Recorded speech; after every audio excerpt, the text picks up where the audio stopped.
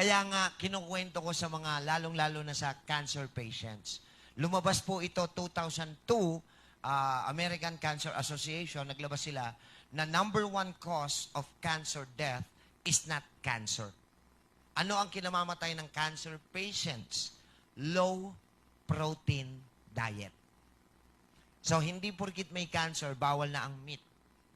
Limited, katulad yan, tinuturo ko, kung gusto mo talaga ng meat kumain, kailangan natin ng protein.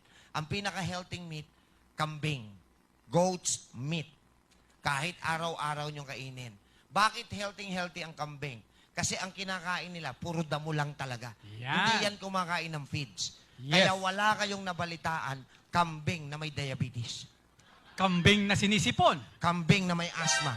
Kambing na may ubo. Kambing na may arthritis. Oh, Wala. So, anong solusyon natin? Kumain tayo lahat ng